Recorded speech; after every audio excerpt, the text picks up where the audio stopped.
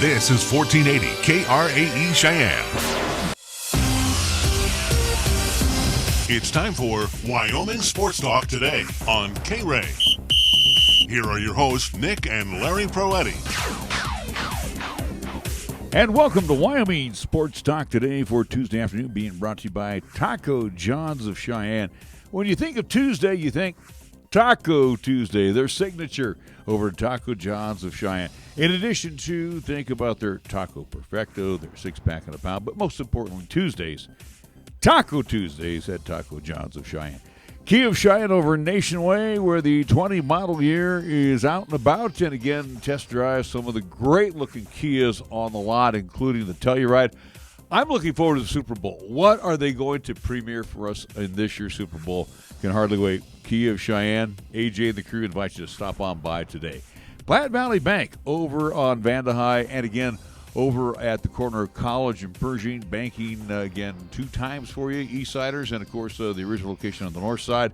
And again, all of the services you've come to expect from Platte Valley Bank and so much more.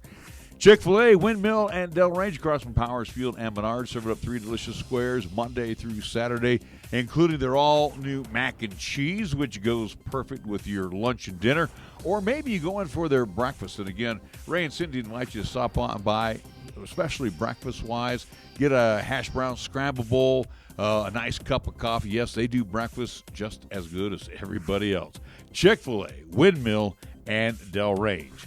Medicap Pharmacy for all your pharmaceutical needs, open Monday through Saturday. You can do your business indoors with your doctor's prescription or use the convenient drive-through outdoors. Medicap Pharmacy, Bluegrass Circle next door to Texas Roadhouse. B&B Appliance and TV at 714 Central Avenue, where they service what they sell. Most importantly, they sell the best. GE, we're talking the likes of Whirlpool, Maytag, Frigidaire, and more. B&B Appliance and TV, see Bruce and the crew, 714 Central Avenue. Lennox Auto Body for all your repair needs over on Dunn Avenue. Your auto glass and detail work always can be found on Pershing Boulevard. Give our good friends at Lennox a call, 634-66. They'll get you in today. First Tier Bank at 1508 Stillwater Avenue, still offering some fantastic CD rates right now. See the wonderful staff over there at First Tier Bank. Or maybe you need to see them for home, auto, or remodel. They do that too. Talk with Tim or Tad today. First Tier Bank, open Monday through Friday, 1508 Stillwater Avenue. And at 1507 Stillwater Avenue, Suite D in the Greenway Commons, it's Paisan cuisine at its best, and it's been doing it now for 5 decades. Joe Mondello and the wonderful crew, including some family, invite you to come on by and enjoy their pie or their stromboli or their calzones. Matter of fact, their pizza ranked in the top 10 by the Food Network folks. That tells you that their pizza stands out from all of the rest. Always fresh, always delicious. Open Monday through Sunday, Sundays noon until 8. 1507 Stillwater Avenue, Suite D in the Greenway Commons. It is the home of Mondello's Pizzeria. We go to next scoreboard time.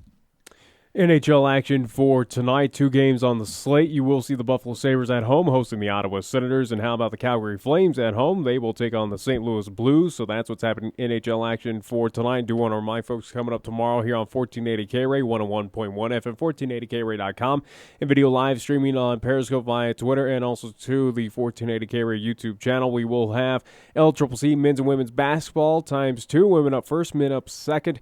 That will be 5:30 and 7:30 respectively, as LCCC will play host over at the RAC Northwest, the Lady Trappers and Trappers. Again, those games happening tomorrow night here on 1480 KRAE. Scoreboard time, it's being brought to you by Pepsi of Cheyenne. We go to the NBA with the Knicks. They'll be hosted by the Hornets tonight. Warriors on the road. They'll take on the 76ers. Pelicans, Cavaliers in the Rocket Mortgage Fieldhouse in Cleveland. Hawks and the Raptors tonight in the Scotiabank Arena. Wizards, Bucks in the Fiserv Forum. Nuggets and the Grizz in the FedEx Forum. Nuggets take a 32-14 record with them on the road. Celtics in the Heat at American Airlines Arena. Suns, Mavericks in the American Airlines Center. And the Lakers and the Clippers, that has been postponed. And the game will be made up at a later date due to the respect of the tragedy that befell one Kobe Bryant. The Lakers and the Clippers have decided not to play hoops tonight in the City of Angels. We want to remind you that our scoreboard is brought to you by Pepsi of Cheyenne. At Mountain Dew, we say here's to the doers. The people who know you gotta do what you gotta do. Who do it big.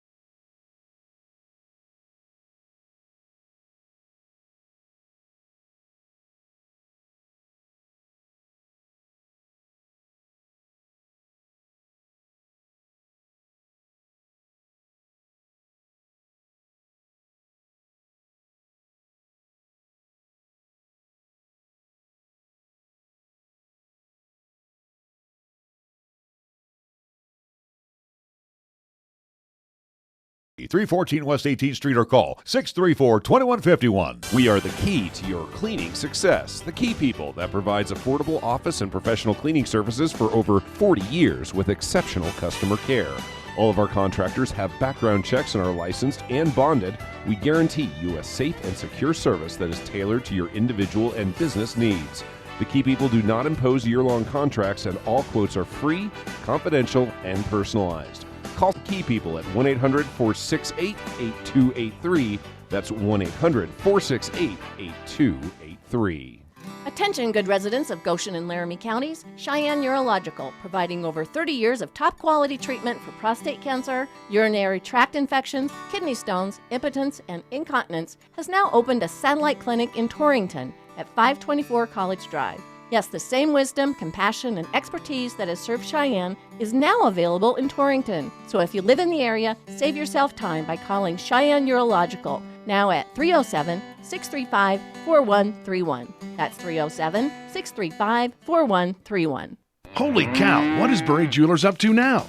It's Super Bowl sale time at your favorite jeweler. Bury's entire inventory reduced 50 to 75%. Doors open at 11 a.m. Super Bowl Sunday, and you have 5 hours to liquidate the store. Every ring, necklace, and watch. Everything must go. Discounts are so deep, Bury's is practically giving away the best jewelry for next to nothing. Bury Jewelers, 2206 Del Range. Bury Jewelers' famous Super Bowl sale, 11 to 4 Super Bowl Sunday. Be there. Be there. Here's the latest weather forecast on 1480 KRAE. For today, it'll be sunny with highs around 42. For tonight, it'll be mostly cloudy with a slight chance of snow showers with lows around 25. On Wednesday, it'll be mostly cloudy once again with snow showers likely with highs around 39. And on Wednesday night, it continued to be mostly cloudy with lows around 19. Fat, lazy, and stupid is no way to conduct a sports talk radio show. We've thrown down the gauntlet, upped the stakes, and made it clear that when it comes to sports talk radio in Cheyenne, there's a new player in town. This is Wyoming Sports Talk Today, and it's only here on AM 1480 KRAE.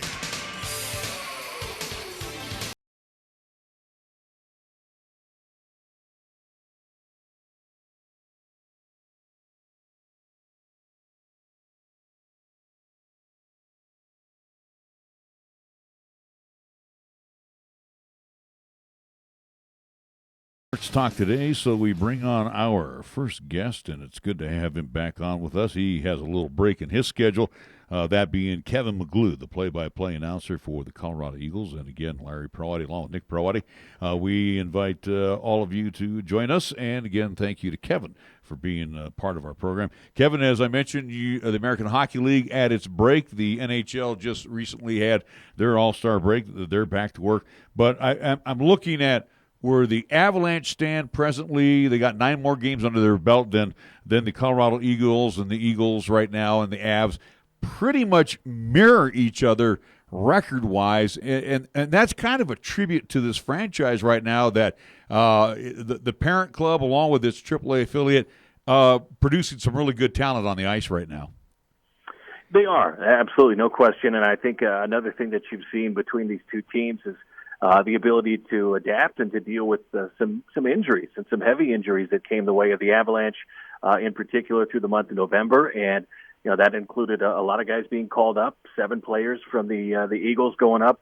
At one point, you had 2 goaltenders from the Eagles going up and playing minutes with the Avalanche. And some big pieces for this Eagles club, guys like Jason Megna, TJ Tynan, Logan O'Connor. I mean, there were some really critical parts that were up there in the NHL. And I think both teams did a really good job of navigating that month of November when both teams had issues in terms of their lineup just because of those injuries that took place at the NHL level. And now you're starting to see the Avalanche get back to full health, the Eagles now back to full health, and the wins have come along with it. A name that you mentioned there, Kevin, and we'll talk about it especially as we come out of that AHL All-Star break, that being TJ Tynan, who was the lone selection for the Colorado Eagles to join the All-Star at least club, or at least be recognized and be a part of that Pacific Division out there. But just talk about what he has done so far for the Colorado Eagles and that ability, or at least that representation, to be the lone Eagle being at least competing in that AHL All-Star weekend. Yeah, TJ Tynan has just been absolutely phenomenal this year, and his ability to distribute the puck, to set up plays, his defensive work that he does, the speed that he has on the ice, that it's really second to none in most of the games that you see that he's involved in. He just has another gear, and he has the vision on the ice and the hockey IQ to create out there in situations where maybe you don't see other players have that ability, and maybe it's because they're just cracking into the professional ranks, or maybe it's just a case where the talent level is just different. But TJ Tynan has been really dynamic. He's a seasoned player. He's 27 years old. He's played in the NHL. He's played in the American Hockey League. He led the AHL in assists last year. He leads this Eagles team right now and is in the top 6 in the league with 28 assists, and he's on a pace to outdo potentially what he did last year when he led the league in assists. So this is a guy with 11 multi-point games. It leads the Colorado Eagles. He's got a goal and 2 assists in his last 2 games. I mean, he's just the absolute picture of consistency, and he makes the guys around him better. He's good in special teams, so he's just an all-situation type of a player. It was great to see him go out. He was very good. He had 4 goals in that AHL All-Star Classic out in Ontario. I guess if there's one thing you look at, I really thought that a guy like Jacob McDonald maybe deserved a chance to be in that All-Star game. I mean, he's been absolutely incredible. He leads the league right now and amongst defensemen with 9 goals on the year. He's got 28 points. I mean, he's just been absolutely phenomenal. He's gone up and played some forward when Colorado was dealing with injury issues in November, and he was outstanding there too. So, beggars can't be choosers, but that would have been a guy I would have liked to have also see go there and enjoy TJ Tynan. But Tynan he's worth the price of admission on his own. Kevin, you mentioned, I want to go back to the call-ups and those when they get sent back down after the injuries are all healed up on the current Avalanche squad. And I'm sure you've had that opportunity to talk to these guys, and it's like you got that I mean, everybody that's on the Eagles, they want to eventually get to the Avalanche, and that's fulfilling their dreams to be in the National Hockey League. But to go up there and get that taste of the big time, and then you're shuffled back 50 miles to Loveland. What is the reaction to those guys when they get that call up and then they're sent back down? Is it inspirational, or does it kind of just take the wind out of their sails a little bit? No, I really don't think it does take the wind out. I mean, obviously you'd like to go up there and stay and remain there for the rest of your career, but in reality, with any organization, it's usually a case where you're going to get the call up for 4 or 5, maybe 8 games, come back down, and then you'll get another call up, and then hopefully you start to stick the following season or late in that year. So I think for these guys, you get a chance, you go up there, you try to understand what it is, the role that you need to carve out for yourself at the NHL level, and maybe that means refining some of the things that you do in your game to incorporate some of those aspects that you're going to be called upon in the NHL. Maybe you're not going to be a guy that they expect to come out and put up 30 goals. Maybe they really what they need is a guy that can come out and bring some energy and provide some really good defensive play on the penalty kill. And maybe those are areas where you need to work on being a little bit grittier, to being a little bit more sound defensively in your game. And I think guys go up there, they get a sense of what the game is like, what the speed is like, and all of a sudden you come back down, you say, okay, now I know what the bar is, and I know how I need to get there. And I think it does light a fire under them in the sense that, hey, it was great to go up there. I want to be back there. I want to be back there full time. And you know what? There are some areas that obviously I need to further develop just so I can have a chance to do that. So I think it serves as a good sense of motivation for them. I know it's always a little disappointing when they get sent down, but I don't think they're disappointed in the fact they're coming to a great organization. You play in front of a sold-out building. It's a good team that has a really good chance, I think, to make a deep run in the playoffs. So, I think it's been good. Plus, you're nearby. The Avalanche staff from Joe Sakic on down spends a lot of time at the Budweiser Event Center, watching these players because it's easy to do so. So I think these guys understand they're getting a good look, they're getting some good opportunities, and they want to make the most of it. Well, again, talking about this Colorado Eagles franchise that is, again, back-to-back Kelly Cup, at least championships in the ECHL, now making the move up to the AHL, where, again, last year playoff bound, this year hopefully the same thing. And looking at the standings right now as we sit at the All-Star break, where the Colorado Eagles sit in third place just behind the Stockton Heat and the Tucson Roadrunners that lead the Pacific. Right now for the Eagles at 48 points. For you, Kevin, in your opinion, at this point in time of the season, is this where you expected the Colorados to be at, or is this a team that should be a little bit better than the 48 points that they have currently? No, I think it's certainly a team that has more weapons than they did last year.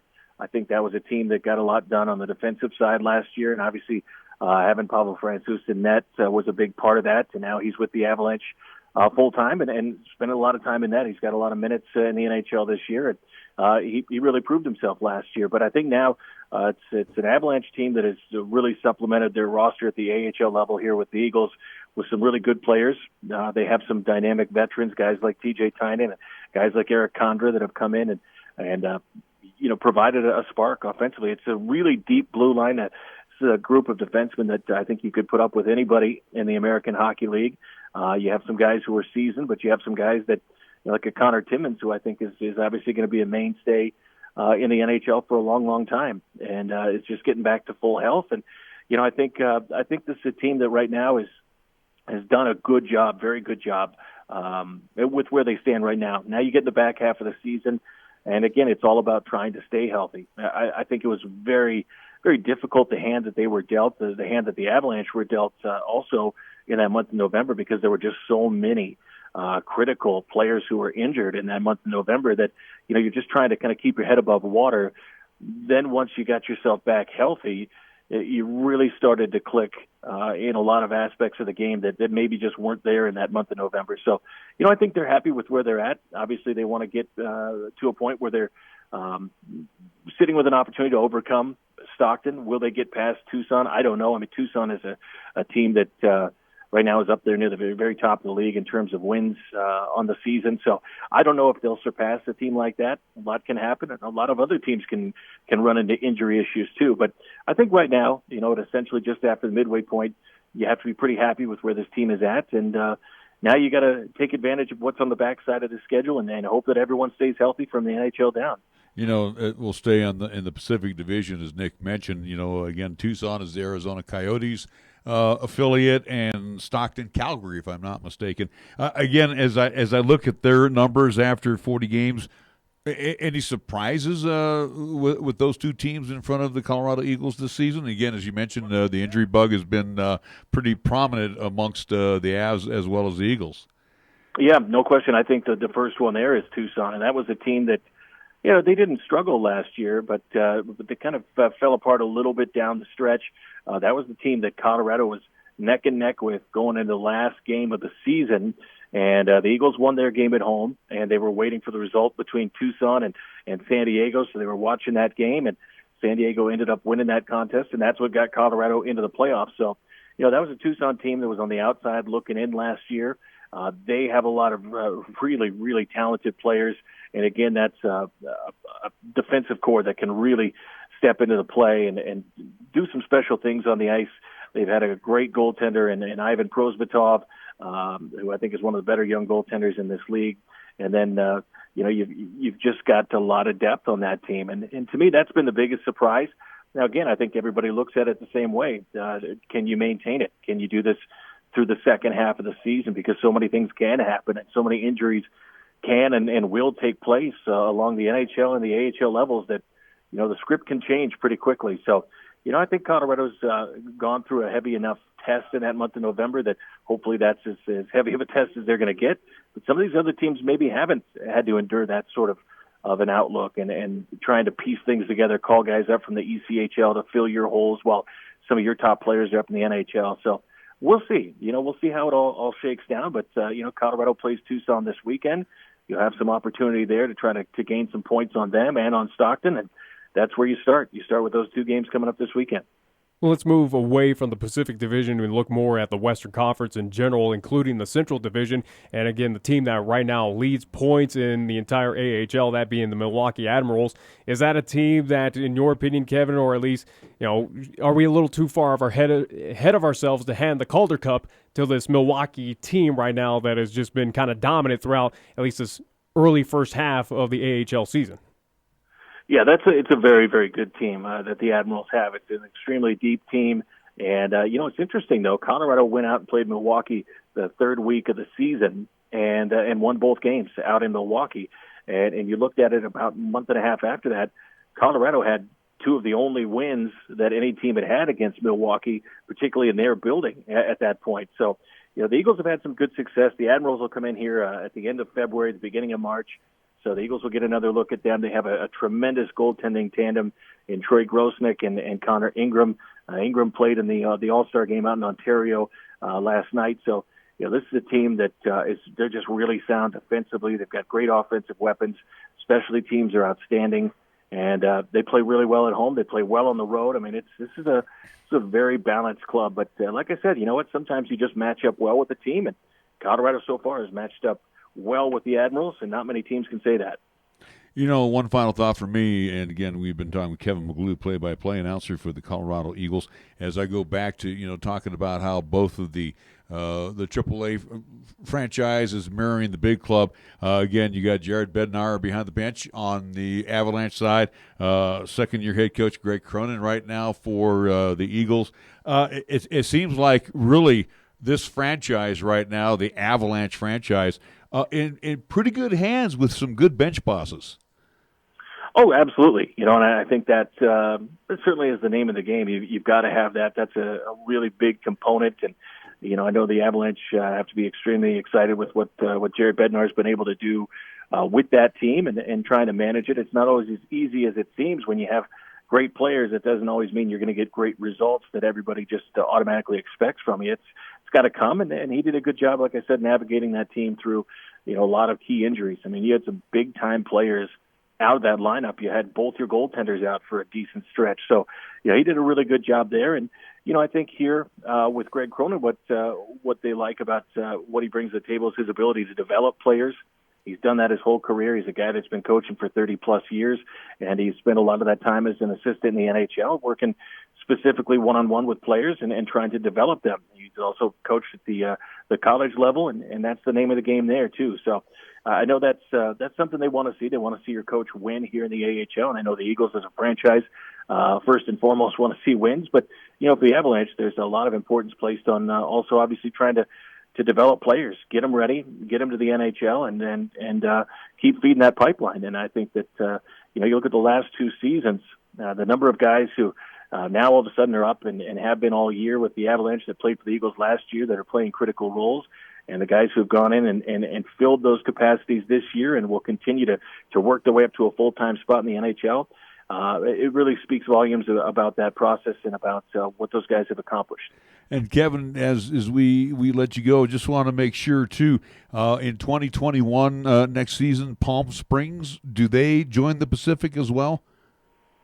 They will join the Pacific, not this upcoming season, but the following season. So 21-22, they just broke ground on their brand new $250 million arena. So, there's obviously going to be some pretty decent road stops in the Pacific Division when you look at Palm Springs and then you look at San Diego and San Jose. There's some pretty good stops around there, Ontario. So, that'll be exciting, and I think it's going to be great. You get that new organization in Seattle up there, and we'll see what they assemble. And obviously, you don't just have to put together an NHL team. You got to go out and assemble an AHL team, and I'm sure there's plenty of guys who would love to call Palm Springs home and play there as well. So it'll be interesting to see how they recruit there. Kevin, you'll do anything to get out of Colorado in the winter. I know. It sounds good. Hey, buddy, thank you so much for joining us. We do appreciate it. We'll catch up with you again here prior to the playoffs. All right. Appreciate your time, guys. Thank you so much. Kevin McGlue joining us again, play-by-play announcer for the Colorado Eagles. And again, Nick, as I was looking here, Palm Springs will be the new affiliate of Seattle when Seattle comes to play. So yeah. And Kevin was... And again, Seattle hasn't even established yet we know that they will have an NHL franchise, but again, team name, we know that they're still building the brand new Key Arena up there in Seattle. Yeah. So yes, it is happy when that Seattle franchise gets established. So, but you look at the Pacific Coast or the Pacific Division. Kevin gets to travel with the team to Bakersfield. That's California during the winter. Ontario's California. Ontario, San Diego's California. Stockton, yeah. San Jose, Stockton, and then you go to Tucson. Boy, not too bad of road trips during the wintertime to get out. Well, and that's just general in the Pacific altogether. Again, whether you look at Vegas, you look at San Jose, Anaheim, L.A., right. Same with, again, you go to, at least with Arizona. So, again, not bad. And then we'll see if you would assume that Seattle's going to join that Pacific Division at a point in time in the NHL. But other than that, though, again, for wintertime, for hockey, it's not bad to at least have road trips in these kind of warmer climates, especially in the Pacific Division. And I'm sure he's not going to complain about heading to Palm Springs during the winters either. All right, we do need to take a time out. We will be back. We got more Wyoming Sports Talk today on the way. When you say Mondello Pizzeria, think authentic Italian. When you say Mondello Pizzeria, think made fresh from scratch. When you say Mondello Pizzeria, think great pizza, delicious Philly cheesesteak, superb hot and cold Italian sandwiches, meatballs, sausage, and special subs, calzones, crisp salads, and great service. When you say Mondello's Pizzeria, think unmatched Italian taste. Mondello's Pizzeria, 1507 Stillwater Avenue, your only true Italian stop for lunch or dinner. B&B Appliance and TV has been your locally owned appliance store for well over 50-plus years. Not only do we offer several major brands, but we service what we sell. We also have the largest parts department in Laramie County. Next time you're in a big box store, just ask to see their parts and service department. Then come visit the appliance experts at B&B Appliance and TV, 714 Central Avenue. Best brands, hometown service. When you are dealing with the coin shop to buy, sell, or trade your gold, silver, or other precious metals, you will be met with honesty, fairness, knowledge, and exceptional customer service. The coin shop has been serving Cheyenne since 1982 and is a respected member of our community. Call David today at 778-7196 to meet privately or visit during regular business hours, Monday through Friday, 9 to 5 p.m. The Coin Shop, a dealer you can trust, 510 West 16th Street. Check out the huge savings this week at Town & Country Supermarket Liquors. Here are just a few of the terrific weekly specials. Our Super Radio Buys, heard only right here, feature Blacktooth Variety Pack. 12-pack of 12-ounce cans, $14.99. 1800 Silver, Reposado, or Coconut Tequila, 750 milliliter bottle, $21.99. And Bailey's Irish Cream Liqueur, 1.75 liter bottle, $31.99. Town & Country Supermarket Liquors on the South Greeley Highway, Cheyenne's low price leader. Capital Lumber is number one in Cheyenne. Are you listening? We're all the lumber store you'll ever need. Since 1966, family-owned and operated Capital Lumber Company has been the stop for all lumber, paint, tools, accessories, remodel and do-it-yourself projects, and so much more. Now, Capital Lumber Company announces the beginning of a tasty relationship with Traeger grills, as they now have in stock several models of Traeger grills, along with pellets and accessories. Capital Lumber Company at 1222 Dunn Avenue in Cheyenne. Is the touchscreen on your phone or tablet cracked or broken? Buying a new device could cost up to $1,000. Or you could let the local experts at High West Digital Solutions save you hundreds of dollars. We can replace your touchscreen in as little as a day, and your satisfaction is guaranteed. Visit our website at hwds.com or call 307-245-4333 and speak to a real live human being. High West Digital Solutions, the best choice, the local choice, the right choice for you. We're taking Cheyenne, Wyoming Sports Talk Radio to a whole new level. This is Wyoming Sports Talk Today. Don't look at me. I think these people are completely nuts. Stop this crazy thing! And it's only here on AM 1480 KRAE.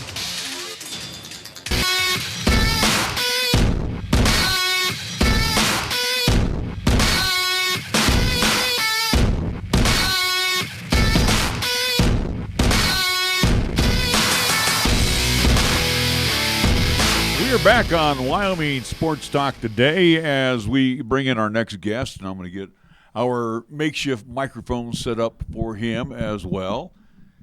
And he is Mark Puev, the South High Athletic Director. So, Mark, come on in here. They want to see you, not me. I'm just, I just hold the microphone. That's what I'm going to do here. Anyway, it is nice to have you back in studio. It's been a while. Last time we saw you was a football game. I think it was at South. Well, that's for you. Again, last time I saw him was Scottsbluff. Well, yeah, South basketball side. I don't do high school basketball. My apologies. I'm busy with the JUCO side. But anyway, Mark, a lot of things to talk about. And matter of fact, Nick, I'm going to let you go ahead and open up the questioning with the athletic director. Well, and again, Mark, we brought you in due to the fact of what happened this past week and something that came at least to our attention and also too has been at least outlined in the paper due to at least Tyler. That being for one of your at least head coaches now, at least 2-year head coach right now with Jeff Bailey over there taking care of business with the Cheyenne South men's, at least boys basketball, the Fighting Bison, where again, we talked about it yesterday, but I'll at least talk about the quote that he gave to Tyler in the paper. This is coming from head coach Jeff Bailey. Quote, there's a culture right now in Cheyenne where it's easy to leave when things get tough. I'm proud of these kids for being loyal and wanting to be Bison, end quote. Again, we talked about what we saw, again, the at least individual, again, without naming names, who made that transfer over from Cheyenne South to Cheyenne Central. But Mark, again, we brought you in because, we've talked about this plenty of time. And it's something that my question to you, Mark, is Coach Bailey on line with that? Is it a growing problem here in Cheyenne? Is it a growing problem that you're seeing at Cheyenne South, or is it something that, it's just kind of a little blown out of proportion at this point in time? Yeah, I don't think it's necessarily a trending problem. I think it's always been a problem. It's just, like I said, there's been a few things that have happened to us recently, and both honestly were legitimate moves. Again, not calling out any names or anything. I still love both of those kids to death. Both of them moved. They both live at a different tribe. They both go to a different school. The only thing that's different is these kids are in the same city. So instead of being at Sheridan or Rock Springs, Green River, where you move from one side of town to the other side of the town, you're still at the same school. Here you can move if you do move from one side of town to the other, you change triads. You can either remain or you can switch schools. So it is what it is. Like I said, I think and again, I had not even seen Coach Bailey's quote, and that's the first time I had heard it. And I think he's talking about the fact of the culture, not only in Cheyenne, but in general. I think it's easy to go ahead and cut bait and run if the opportunity presents itself. Bottom line is it's loyalty. And again, if you go to a school you're registered at, and most kids back in the day, and we're not that much different age-wise. Hey, we wanted to finish with our buddies and graduate or whatever the case may be, but the loyalty, in my opinion, is just not there anymore. It's like coaching. It's all about W's and L's. I don't think you're wrong. I think that when we were in school, I went to the first couple of years I was down in Denver, and the next couple of years I was in New York, and it wasn't even a concept to be able to switch schools unless your parents were moving for a legitimate reason. And I'm not saying that isn't what's happening here in the future or in the past. I'm just saying that it does seem that it becomes a possibility to be able to do that now, especially in a town in our state that has the 3 high schools in the same town. It's a possibility. It's a logistical possibility that you can do it if you wanted to. Now, something we talked about, again, without getting at least the legalities or at least what the Activities Association has set in place, but, we gave an example of where I was in school, again, back in 2007, 2008 here in Cheyenne, where if you wanted to transfer schools, you had to sit at least, didn't matter what the excuse was, it was pretty much you had a year, you had to sit out of being ineligible from whatever athletic event at whatever school that you did transfer to. To your knowledge, Mark, is there something in place like that? Is there loopholes? Again, talk to us about the rules and regulations that the Activities Association has regarding those transfer, at least requests for student athletes. The rules are set up to prevent somebody from doing that. And yes, what it is on the books it says that if a person transfers high schools, they will be ineligible for 365 days in any sport that they participated in the last year. So I know, so you could, in theory, and it doesn't have to be varsity. It's if I played any level of, let's just say, football, then I leave in the middle of the football season, or I leave before the start of the next year, I am ineligible for 365 days from varsity competition. So if I was a sophomore and I moved from here to wherever and it wasn't considered to be a household move, I just went to go live with my Uncle Ron or something like that, then I can still be on the JV football team. I just can't play on varsity. Now that's for the first part. There are hardships. And there are things like that, so that the first one is if it is a legitimate one-time whole family move, then it's basically a free pass. So again, if I am at South and I move to somewhere in Casper and I want to go to Natrona County, and it's because my dad had a job that got transferred from Cheyenne to Casper, we submit it and it's good to go. and you get blanketed under that.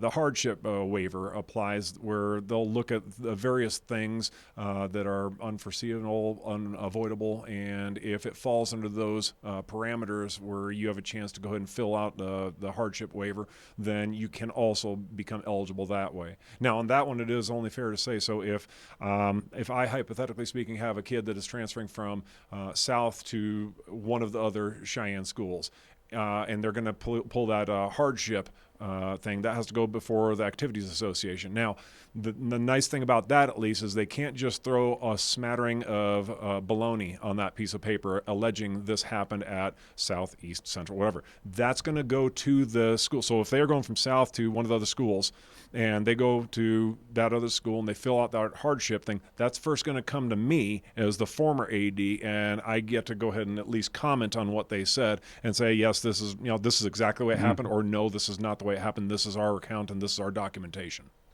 So, again, you mentioned the Wyoming High School Activities Association, and you mentioned yesterday, Nick, that if our representative here on that board or the committee is Chad Whitworth from Cheyenne Central. So we got the problem with 3 high schools here in Cheyenne. So again, I could use this address right here, my business address, and I live in the East District, or now I live in the South. Now I live in the South District, but I could use his business address and hardship him and send him over to Cheyenne Central. So there's too many, in my opinion, there's too many loopholes. And again, the activity, Wyoming High School Activities Association Commissioner Ron Laird, either he's got his head in the sand or is letting it try to take care of itself. Again, this is my opinion. You can pass on what I'm trying to explain here. No, I'm not going to pass. I just think that Cheyenne presents a unique set of problems in that we have 3 triads. We have the boundaries that are drawn out, and it can be taken advantage of if somebody really wants to. I'm not going to say how to do it so people can do it, but no, it would be not that hard to do so. I don't think it's happening as much as people think it is. I think that if it happens once or twice, the focus will go on those occasions and it'll be in the spotlight, and then it'll go back to status quo for a while, and it'll happen again in the future. It could be from my school to another, it could be another school to mine, and it's just that when that happens, I think people tend to get in an uproar, and I don't want to say knee-jerk react to it, but it tends to be that way sometimes. Well, again, in Cheyenne, which is a tight-knit community, again, where things are going to be talked about, or again, you're going to assume or at least think it again, voices talk throughout this entire town, but it is something where, and again, the other reason why we brought you in, Mark, it's something where we've kind of been advocates for Cheyenne South of, again, teams have had kind of the rough go of it, whether it's football, basketball, throughout athletics or at Cheyenne South, where, again, they're trying to at least kind of establish themselves, be on the same mark as East and Central that have already been here for quite some time, and again, are those kind of name brand schools throughout the state of Wyoming, not only here in the city of Cheyenne, but for Cheyenne South, it does feel like the Fighting Bison, and again, this is my opinion, where, it is, we see former South product at this school, or former South product here playing this sport now, or he's there or she's there. It has that feeling that South is kind of that butt-end school right now that is losing a lot of this talent to, whether it is Laramie, Central, East, throughout the entire state of Wyoming. It does have that feeling to us, but again, at least in your thoughts, so it's not as big as what we think it is, correct? I think it's an issue, but I think I don't think it's as explosive as people think. We've gotten a few kids from other schools through the exact same process, through either the moving or the hardship rules. So I think that it's starting to taper off a little bit more than it had been in the past. And I think that as time goes on, again, 10 years into a school, you're still in your infancy. That's a sliver of what the other 2 schools have been around, and most of the schools in the state. Thunder Basin didn't really go through the same growing pains that South did, because they cut that community and the talent pool in half, and they allowed a little bit of a waiver rule up there where a lot of those upperclassmen did waver over to Thunder Basin as opposed to Campbell County. And yet you still see because Campbell County had been around for that long and you're only splitting the pie into two, the very next year they won the boys state championship in basketball. So, I think it's a little bit different up there than what it's been down here in Cheyenne. My question to you would be, and let's keep it on the athletic mode, obviously, since you're the athletics director. And I think back to when Cheyenne East came over and played Cheyenne South in football. They brought 50 kids over. And now, again, I'm talking about, enrollment now. So we know the enrollments are pretty much all in a line here in this city, if I'm not mistaken. South has probably a good lion's share of the enrollment. But my question is, they had 50 kids dressed. We had 30 kids dressed. So, again, the student athlete at Cheyenne South, I don't know the easiest way to put it, but are we not getting the numbers going out for the programs? That's it. We do fight with numbers problems. Where I know, and again, B teams for basketball is a good example right now because it's actually something that's hitting a lot of schools. There's a lot of schools that don't have B teams for freshman basketball. We are one of them. We are right on the cusp of whether or not we could field one with our boys team right now. It's just right now we'd be, we got a few of the freshmen are playing on the upper levels, and so you take that away, and now that talent pool goes down a little bit, and the numbers go down a little bit. Football, we fought the numbers game since I've been here.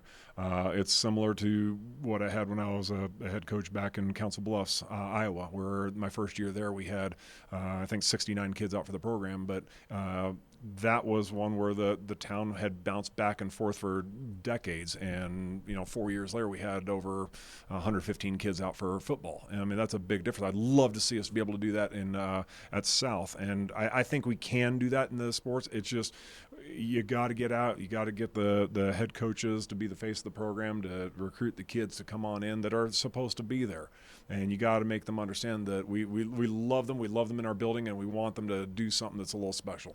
Well, going back to at least Jeff Bailey's quote from this past weekend after their loss to Cheyenne East there at Story Gymnasium, but again, the key word, and you addressed it as well too, Mark, was culture. The change. How do we change the culture here in the city of Cheyenne that Jeff Bailey at least alluded to, saying that it is when the going is getting tough, hey, you're going to move on to the easy, at least take that easy route.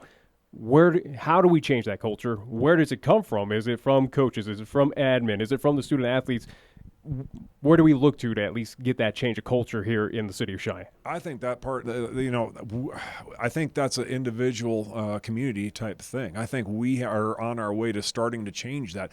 It's not going to change overnight. I truly wish I had the magic wand that could just change it so everything's equal and it's the same everywhere. That's not going to happen. What we have to do is we have to start in our community at South and get that going right there. I love the South community. The parents and the people that support us there are all into the program. They support at all costs. You're always going to have at every single school. There's going to be that sliver of either student body or people that think that you're doing everything wrong and think that the grass is greener on the other side of the fence. And so you're always going to have that. And unfortunately, that's the stuff that's going to grab some of the headlines, I think. It's that small percentage of individuals. I think for the most part, we got the right things in place. I think we got great coaches in place, and I think we're all beaten to the tune of the same drummer right now. We just need to keep it going. Another thing, too, and we saw this when we were up at Thunder Basin. And matter of fact, I think when we took Chris up there with us, he was in awe because Thunder Basin, the new kid on the block, everything's all brand new.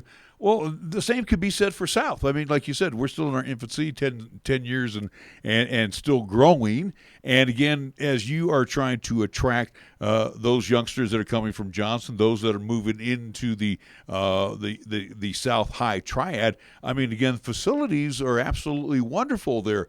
But again, it's still not a selling point to that student athlete.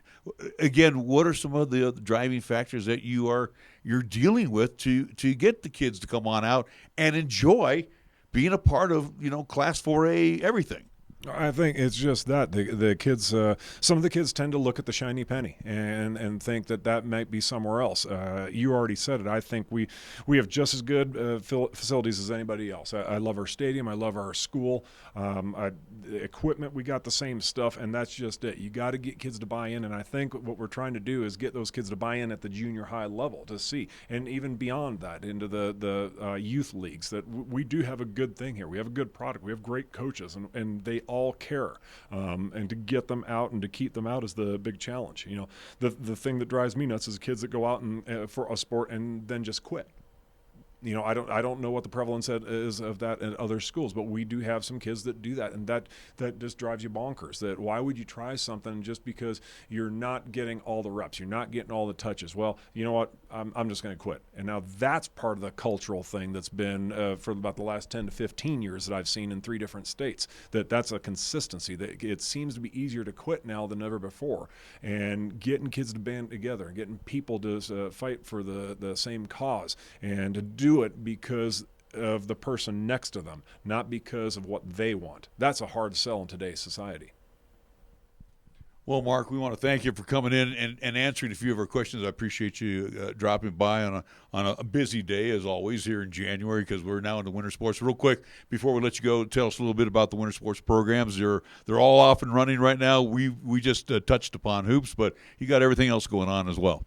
Yeah, we got some, we got wrestling going on at East today. I'm very proud of how our basketball teams are playing right now, especially with the changes that we've had recently. It's more opportunity for others right now. We have a swimmer that is Jared Price. He is number 1 in the state in the 500. We have a couple runners. Cadence Groth is doing great. She's been winning a lot of stuff, and she should be in the fast heats and indoor track. Riley Van Tassel is just such a strong basketball player. I'd hate to play her one-on-one.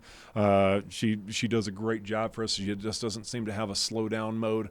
I was told by the people that help out with the weight room back in the spring that she may have been our top lifter as far as the consistency and effort and what she gives all the time. So, we got a lot of good things coming on, and we just came off a stretch between the Bison Bonanza, between the Cheyenne Invite, and then this last week, I was joking with people that it wasn't a joke. From Tuesday to Saturday, we had 18 games, either at South or at Story, that we got to participate in, I'll say, and so I told my wife and family on Monday that I'll see them on Sunday. And so this week, it's ups and downs. This week, everything's away. We're at East for wrestling. We've, a couple freshman games at Central. We're at Laramie for basketball, and then we're at Central for indoor track on Saturday. So I get to be a little bit more of a spectator this week than last week. Yeah, there is no off days at this point in time, all the way up until, June for you, Mark, at this point in time. Again, as soon as we get done with basketball, you got soccer as well, too. You got all track and field.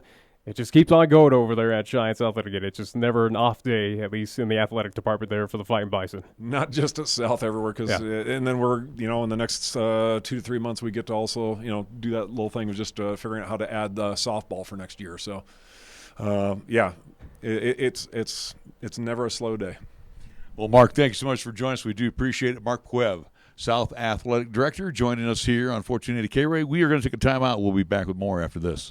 If it happens on the diamond, the hardwood, the field, or even the ice, we'll talk about it on Wyoming Sports Talk today. Hi, this is Nick Peretti inviting you to join Larry Peretti and myself each weekday from 3 to 5 p.m. as we, along with our special guests, talk sports locally, regionally, and nationally. And you can chat with us too at 307-514-1071. It's Wyoming Sports Talk today only on 1480 KRAE, and you can stream live with us at 1480krae.com. We are the key to your cleaning success. The Key People that provides affordable office and professional cleaning services for over 40 years with exceptional customer care. All of our contractors have background checks and are licensed and bonded. We guarantee you a safe and secure service that is tailored to your individual and business needs. The Key People do not impose year-long contracts, and all quotes are free, confidential, and personalized. Call the Key People at 1-800-468-8283. That's 1-800-468-8283.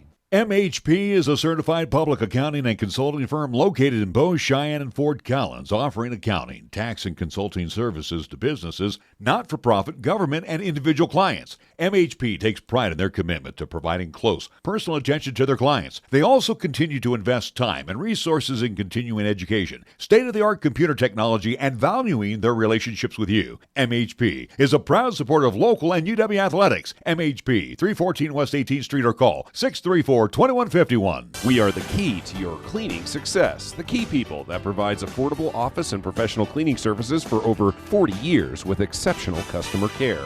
All of our contractors have background checks and are licensed and bonded. We guarantee you a safe and secure service that is tailored to your individual and business needs. The Key People do not impose year-long contracts, and all quotes are free, confidential, and personalized. Call the Key People at 1-800-468-8283. That's 1-800-468-8283. All you good folks in Laramie and Goshen counties, listen up, please. Cheyenne Urological is now operating a satellite clinic in Torrington at 524 College Drive. Yes, top quality treatment for prostate cancer, urinary tract infections, kidney stones, impotence, and incontinence will now be provided by the highly trained staff of Cheyenne Urological in Torrington. So save yourself a trip and take advantage of the same wisdom, compassion, and expertise that served Cheyenne for over 30 years. Call Cheyenne Urological at 307-635-4131. Holy cow, what is Berry Jewelers up to now?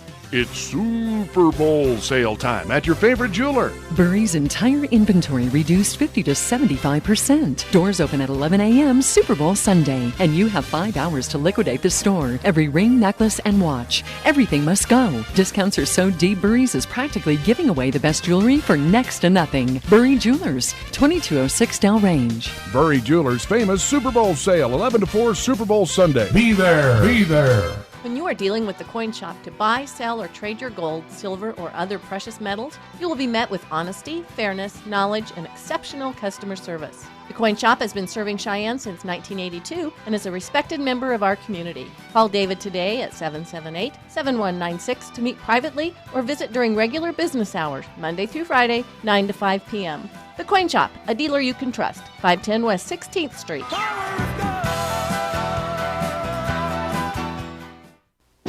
Capital Lumber is number one in Cheyenne. Are you listening? We're all the lumber store you'll ever need. Since 1966, family-owned and operated Capital Lumber Company has been the stop for all lumber, paint, tools, accessories, remodel and do-it-yourself projects, and so much more. Now, Capital Lumber Company announces the beginning of a tasty relationship with Traeger grills, as they now have in stock several models of Traeger grills, along with pellets and accessories. Capital Lumber Company at 1222 Dunn Avenue in Cheyenne. Here's the latest weather forecast on 1480 KRAE. For today, it'll be sunny with highs around 42. For tonight, it'll be mostly cloudy with a slight chance of snow showers with lows around 25. On Wednesday, it'll be mostly cloudy once again with snow showers likely with highs around 39. And on Wednesday night, it continued to be mostly cloudy with lows around 19. When you say Mondello Pizzeria, think authentic Italian.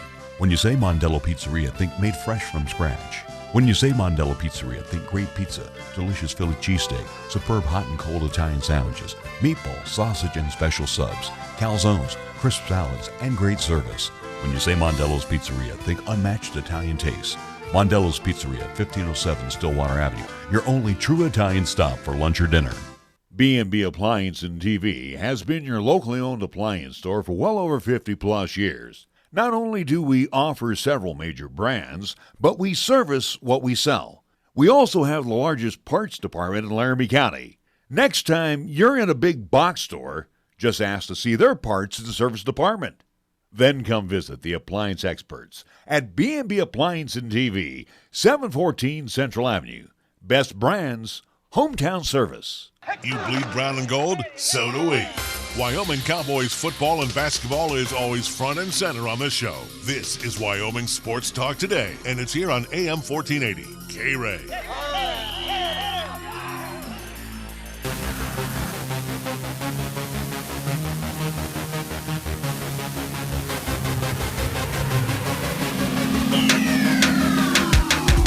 Well, welcome back to Wyoming Sports Talk Today. Once again, Kevin McGlue, our first phone-in guest, and most recently Mark Puev coming in and chatting with us. And and talking about some things that are going on within the district. Again, do I agree with it? And that's just me. Yeah.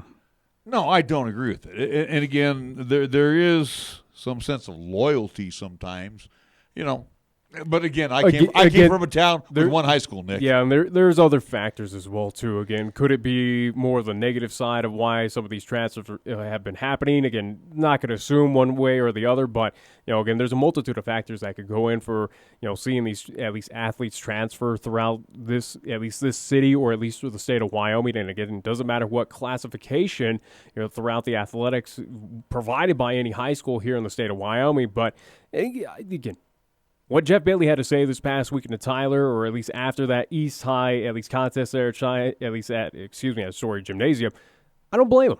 I agree with Jeff Bailey that there is a culture right now in the city of Cheyenne that again, as you talk about loyalty, but it does feel like that when you have your backs up against the wall, or again that tough situation, you find that easy path, you find that easy route, wherever that may be, however that may be. Right. It feels like that right now in the city of Cheyenne, and it is, in my opinion, I think, again, regarding at least what Jeff Bailey said, I think it is a growing problem. That needs to be squashed at a point in time, because it's gonna hurt athletic programs. It's gonna hurt schools.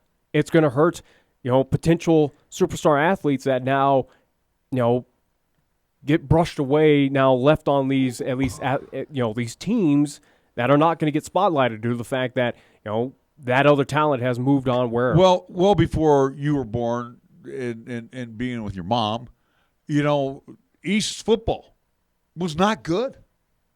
I could tell you the 2008 state title was the first in, 40 years? Yeah, but I got here in 86, Nick, and I could tell you they were going through seasons of 1-8. They were in toilet bowls quite a bit back in the day, as we used to dub it the toilet bowl. I remember them losing to Wheatland, a 3A school, back in the day. But again, that's East when they came into play in the 60s, okay? Central's been around a long time, where your mother graduated from. All right. But my point is, though, and Mark was right on the button, this is a school that's still in its infancy. It's 10 years old. We're looking at Thunder Basin. And, again, we're looking at Thunder Basin where, again, athletics is number one. Okay? At least in the city of Gillette. And when they split the two schools, they actually gave their students the opportunity. You can go to Gillette or you can bolt to Thunder Basin. What did they do? The football program bolted to Thunder Basin. They bolted for the bolts. But also, too, look, you saw the facilities when we were there. They're pristine. They're absolutely phenomenal. They're great. But also, too, at South, the facilities are great. Cheyenne East has really nice facilities. Central has upgraded their facilities as well. Thunderdome is older than Cheyenne. South Thunderdome got reimagined when I was still a student there. So again, it's a little bit older than Cheyenne. And the field house is old too. Yeah. But the point is, like Mark says, they're still in their infancy. And I know we got to move into our coaches show here in just a couple of moments. But again, you're not going to win every game. And ask the basketball team at LCCC. A lot of these guys came from very successful programs. Eric Oliver came from a very successful 4 years at Cheyenne. You think he's not struggling right now with the 3-18? 3-17. 3-17. So again, it's you sit here and you look at all this stuff. I know you want to win today. That's important. Winning is all of the rage, but also too, Mark said it best. Quitting. It's easier to quit today than gut it out. That is a culture thing as well, too. That is the day and age of where we stand. Again, whether it is with the youth or against student athletes, that's where we stand. Or the parents. And again, it is that big $1 million question of how do you change that culture? How do you shift that? You know what, Nick? Like every generation, things change. And again, we're seeing this culture now where, hey, I don't like it, I leave. Yeah. And that's the way it goes. All right, we got to move into hour number 2 of Wyoming Sports Talk today, right after this. This is 1480 KRAE Cheyenne. Also being heard on translator K266CC Cheyenne at 101.1 FM. It's time for Wyoming Sports Talk today on KRAE. Here are your hosts, Nick and Larry Proetti. Let's do it. Hour number 2, Wyoming Sports Talk today. And this hour, it's the LCCC Coaches Show. We'll talk to both coaches minus players. We'll have Jason Ficca up first, and then we will follow up with Brian Ortmeier. Well, players, they're in school right now. That's right. That's where they should be. Yeah. Our program, hour number 2, being brought to you by Taco John's of Cheyenne. 2 words, Taco Tuesday. South Greeley Highway, downtown on KRAE Avenue, Yellowstone Road, corner of Del Range and Ridge, corner of Pershing and Ridge. Your homes for Taco John's of Cheyenne. Kia of Cheyenne over on Nation Way, where the 2020 model year is in full swing, and some good-looking Kias on the lot. See my good buddy AJ and the crew today over at Kia Cheyenne. We also want to thank Platte Valley Bank ×2, Vanda High Avenue, and on the east side at the corner of College and Pershing. Chick-fil-A, Windmill and Del Range, directly across from Powers Field and Menard, serving up 3 delicious squares Monday through Saturday. Medicap Pharmacy, also open Monday through Saturday, and they are in the same location as always, not their first rodeo. They've been there, next door to Texas Roadhouse on Bluegrass Circle. B&B Appliance and TV, yes, they have been there for over 50 years now at 714 Central Avenue, where they service what they sell. Lennox Auto Body and the Auto Glass and Detail Center, both part of Lennox Enterprises, serving our community needs for over a quarter century. The Auto Repair Center over on Dunn Avenue and the Auto Glass and Detail Center over on Pershing Boulevard. First Through Bank, 1508 Stillwater Avenue, open Monday through Friday. Mondello's Pizzeria, 7 days a week. Delicious Paisan cuisine, 1507 Stillwater Avenue, Suite D in the Greenway Commons. And at Scoreboard Times, being brought to you by Pepsi of Cheyenne. We go to the nexter. It's a quick one for NHL action. Only 2 games on the slate, where the Buffalo Sabres at home will host the Ottawa Senators tonight, and Calgary Flames at the Saddle Dome. They will take on the St. Louis Blues. That's what's happening NHL action for tonight. Do want to remind folks, coming up tomorrow here on 1480 AM, 101.1 FM, 1480KRAE.com is where you can hear the contest. Video live streaming, as always, on Periscope, via Twitter, and the 1480KRAE YouTube channel. 5 different ways to tune in for Northwest College. Taking on LCCC here in town over at LCCC, live at the Rack. 5:30 is when women will tip off. 7:30-ish is a tentative start time for the men's contest. Again, Lady Trappers and Trappers in town taking on LCCC, live at the Rack, coming up tomorrow night. I like how you say ish, because it depends on the Zebras and how many fouls they decide to go foul happy. Well, also too, we'll talk with Coach Ortmeier about it, but also too, we have to deal with the technical foul at the beginning of these games too. That's hopefully that won't be happening, but we'll get that discussed with him a little later on.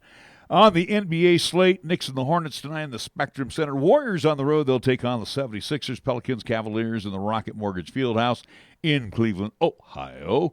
Hawks Raptors in the Scotiabank Arena in Toronto. Wizards Bucks Fiserv Forum. Nuggets on the road tonight. They'll be in the FedEx Forum to take on the Grizz. Nuggets are 32-14. Celtics Heat at American Airlines Arena in Miami. Suns Mavericks in American Airlines Center, Dallas. Clippers Lakers has been postponed. That will be made up at a later date. Our scoreboard brought to you by Pepsi of Cheyenne. I'm Nate. And I'm Kate. And we're not just literal taste buds. We're best buds. And there's nothing that we love more than a cool.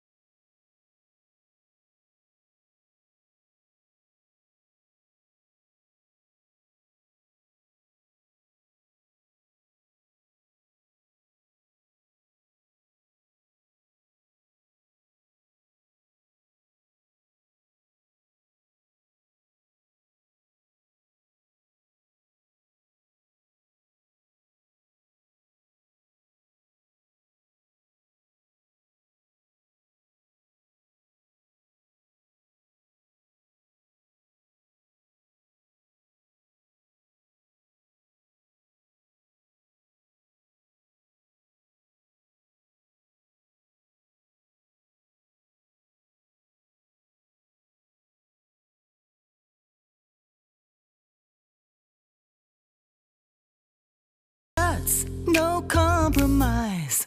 What is Schwab's modern approach to investing? It's great service. It's transparency about how much you're paying in fees and commissions. It's offering some of the lowest costs in the industry backed by a satisfaction guarantee.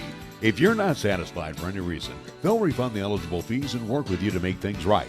So ask yourself, are you getting low cost and award-winning service? If not, maybe it's time to call Schwab. Visit Sam at the Cheyenne Independent Branch or schwab.com/Cheyenne for more information.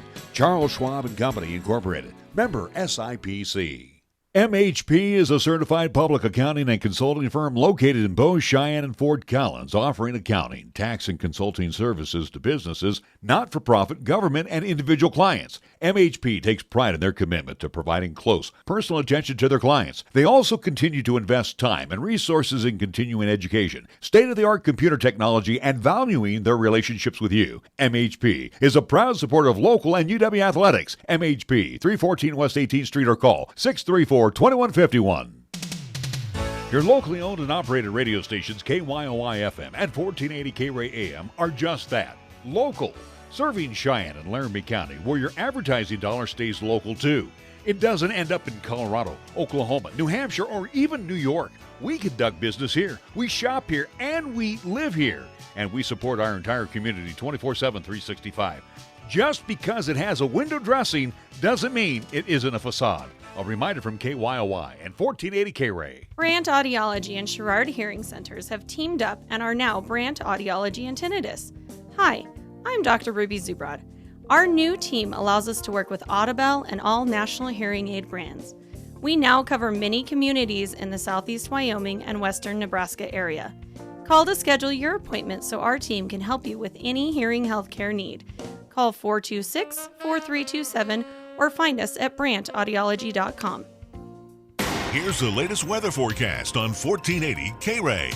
For today, it'll be sunny with highs around 42. For tonight, it'll be mostly cloudy with a slight chance of snow showers with lows around 25. On Wednesday, it'll be mostly cloudy once again with snow showers likely with highs around 39. And on Wednesday night, it'll continue to be mostly cloudy with lows around 19.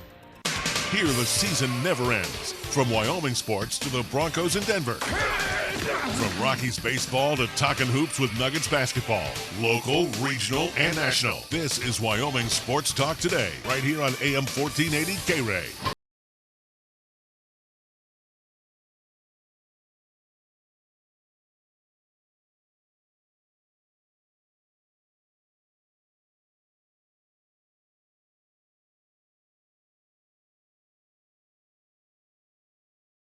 To Wyoming Sports Talk Today, it is LCCC Coaches Showtime, brought to you by Laramie County Community College.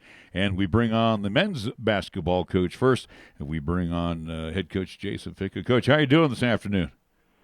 Doing well, guys. Doing well. All right. Well, we get ready in a certain way here tomorrow to start the second half, even though we haven't taken on Eastern yet. But, you get ready for the second half and take on a familiar foe, or at least a team that you, at least your men so far, Coach, know how to defeat. And, again, the one win here in Region 9 North Divisional play has been up there in Powell against the same Trappers team. So, for you and your Golden Eagles, Coach, you got to feel confident at least a little bit tomorrow that you're going to see this Northwest team once again, at least at the rack. Well, definitely that's a bright spot for us. But then you look at them and their recent performance. Kyle Brown for them is coming off a 52-point game last Saturday against Casper. So, we got a guy that's just red hot who averages 26 a game. So, we have the confidence that we beat them in the past. We beat them at their place, but that guy's red hot again, and we're going to have to do a good job on him to win the game. And you did do a good job on both him and Pateno the last time that you were up there. I think Brown had, 4 points, and you held the youngster from Italy to 6 points, and that was very key in that win. You had a very good defensive scheme, especially to keep those guys from beating you. Yeah, we did something we haven't done all year, and something I'm not sure we've done much of in my entire career. We went to a box and one defense essentially. We call it diamond one, just a different pattern for the zone. Play predominantly zone defense, but we thought that we needed to have a man-to-man presence on Kyle Brown, so we worked on it for a day or two, and Kyle Cavs was charged with guarding Kyle Brown. He did a great job. Brown didn't even get a shot in the first half, and ended up with 4, like you said.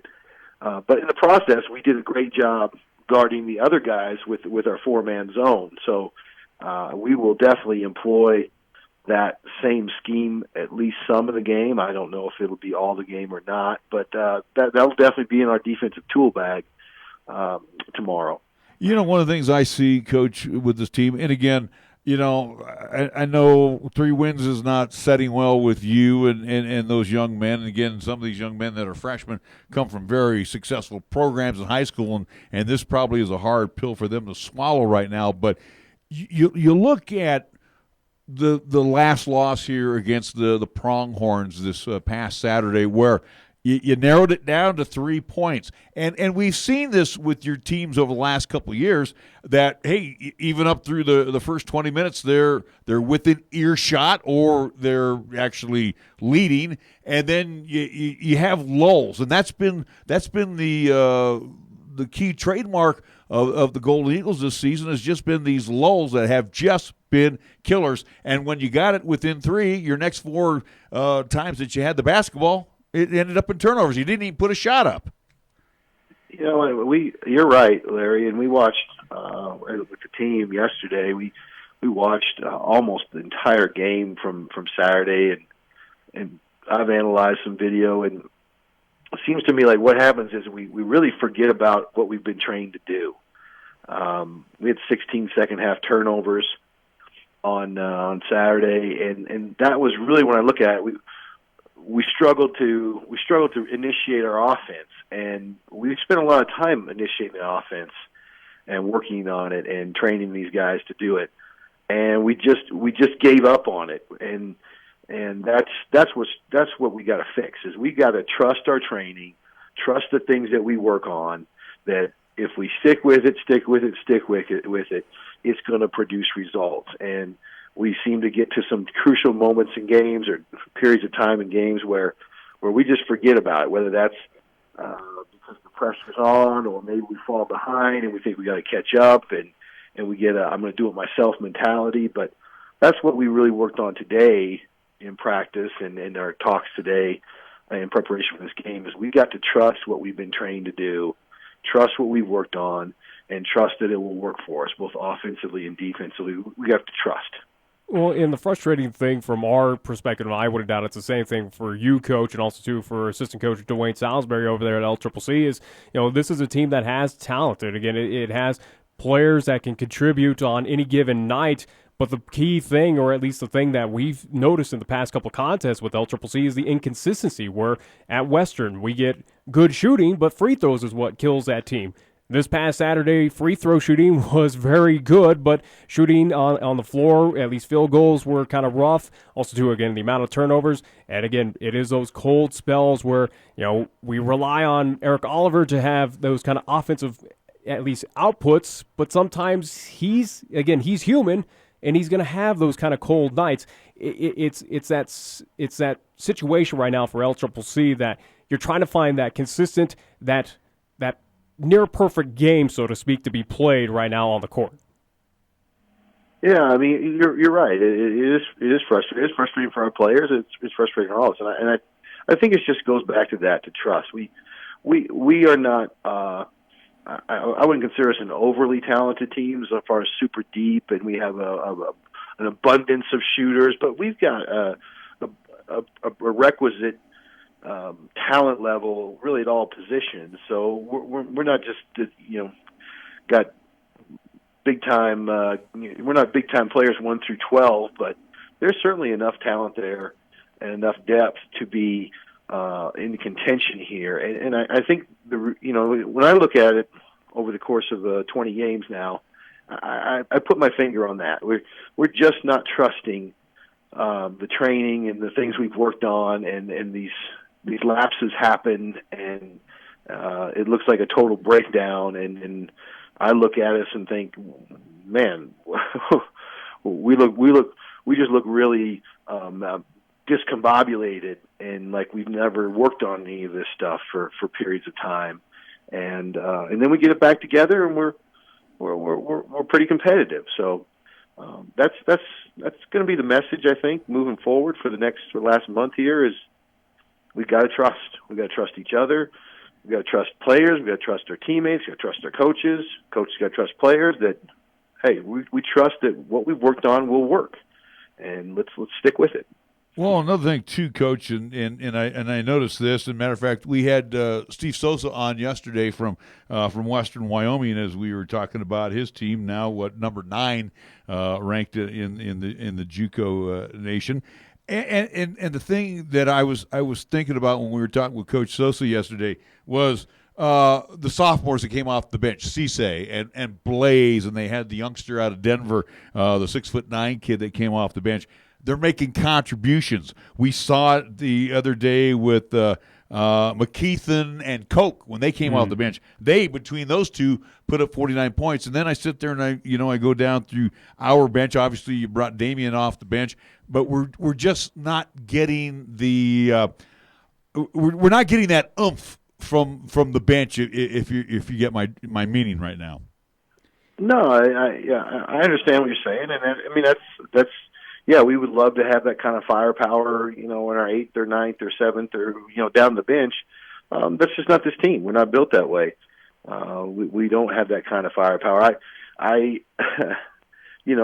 talked to the guys today about, like, we don't have, this team hasn't shown that we have, a big bomb we can drop on our opponent. And we can't expect to go into a game and we're going to go 12 for 24 from the 3 and just outscore a team 95-94. That's not how we're built.